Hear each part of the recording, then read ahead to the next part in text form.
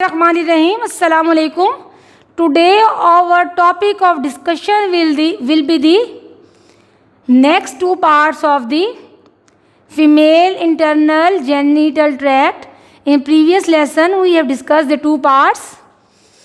This part ovary and fallopian tubes. Today we will study uterus, cervix and vagina. Today we will study the three parts: uterus, cervix and vagina.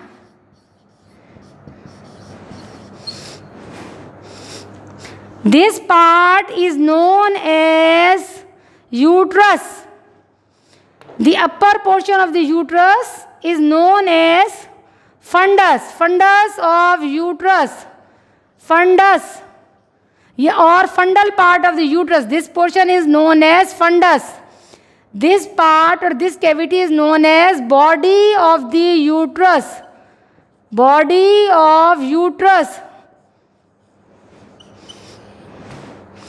This part is known as fundus. This is known as body. And at the end, uterus becomes narrow. And a portion is formed which is known as cervix. This portion is known as cervix. And this is in the form of a canal. This portion is funnel shaped in the form of a canal. It is a narrow portion and it is known as cervical canal. This portion is known as cervical canal.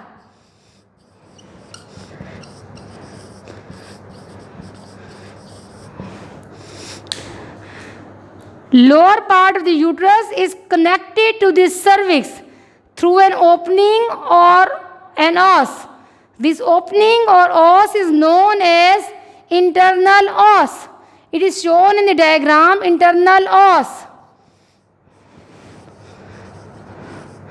Through internal os, lower part of the uterus is connected to the cervix, and cervix is connected to the vagina through external os.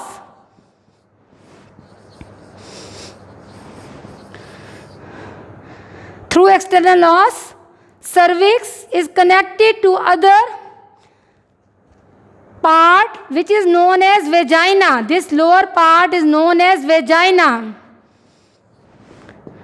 Last part of the female internal reproductive system is known as vagina. Here there is opening which is known as vaginal opening. Vaginal opening.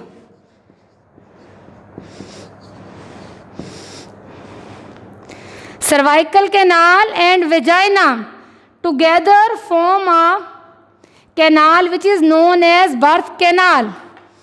Vagina and cervical canal.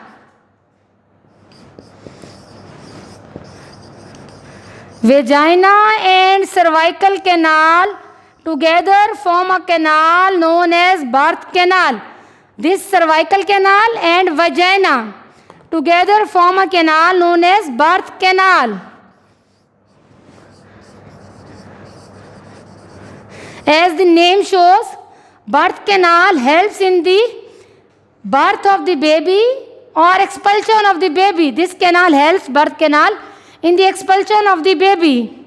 Clear? Now come towards the cervix.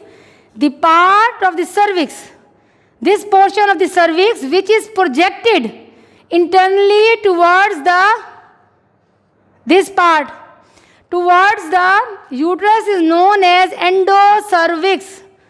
Endocervix. And the portion of the cervix which is, this portion is projected in the vagina is known as ectocervix. Again listen. The part of the cervix projected upwards inside the uterus is known as endocervix, and the part of the cervix which is projected in the vagina is known as ectocervix. Now,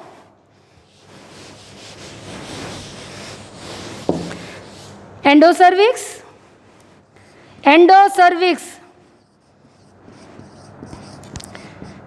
is lined by columnar epithelium. Endocervix is lined by columnar epithelium. Endocervix is lined by columnar epithelium, and exocervix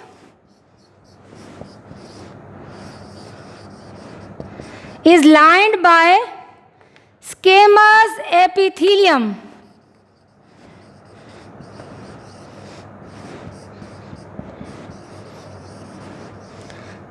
Endocervix is lined by columnar epithelium. Exocervix is lined by the squamous epithelium. Junction of the columnar and squamous epithelium is known as scamocolumnar junction.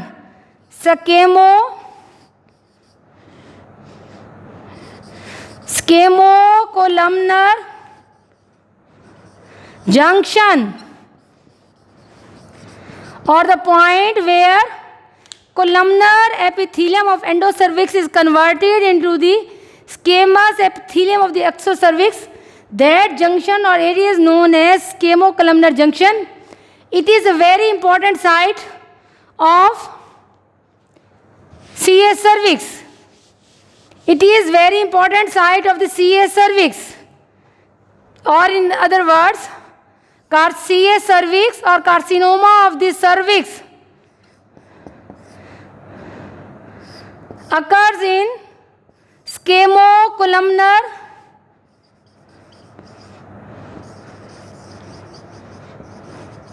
junction. Scamocolumnar junction is also known as transitional zone. Transitional zone.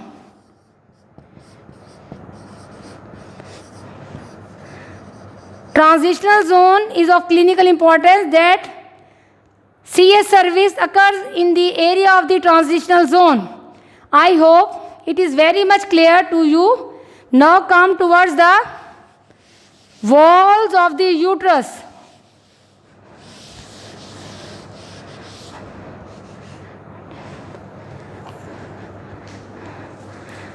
The wall of the uterus consists of 3 parts. The innermost wall is known as endometrium. Innermost wall is known as endometrium. It consists of muscular and glandular parts. Middle wall is known as myometrium. Large number of muscles of the uterus are present in this inner wall, myometrium, and the outer wall is known as epimetrium. Wall of the uterus consists of 3 layers. Innermost layer is known as endometrium, middle layer is known as myometrium, and last outer layer is known as epimetrium. Clear? One important point I want to discuss. When ovum is released from the ovary, and if it does not get fertilized, it comes here. From ovary it enters into the fallopian tubes and enter here. If it get unfertilized, it enters into the endometrium, and unfertilized ovum gets shed along with the endometrium in the form of menstrual blood through the vagina during menstrual cycle. If the ovum is not fertilized, unfertilized ovum comes and in endometrium, and along with endometrium it gets shed off during menstrual cycle in the form of a blood. Clear? I want to write this.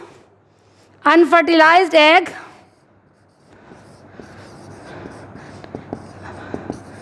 ovum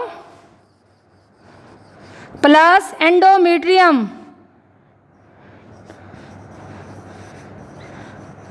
shed of as blood during menstrual cycle.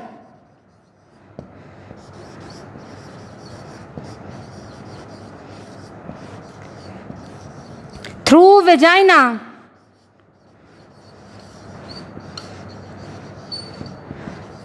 Clear? Unfertilized ovum and endometrium, innermost wall of the uterus, gets shed off during menstruation in the form of menstrual blood. Now come towards the function of vagina. Vagina plays important role.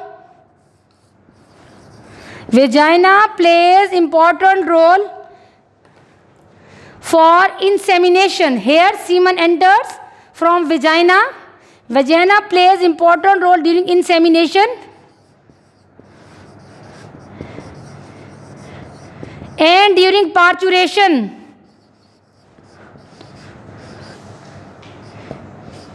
Parturition means childbirth. Parturition means childbirth. Vagina has two important functions. Through vagina insemination occurs, semen enters and sperm enters into the vagina and travels upwards. Then it enters into the fallopian tube where fertilization of the sperm occurs with the ovum. So vagina helps in the insemination of the sperm and during parturition and childbirth.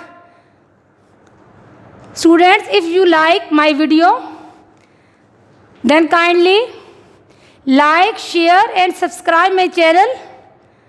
Thank you. Allah Hafiz. चलो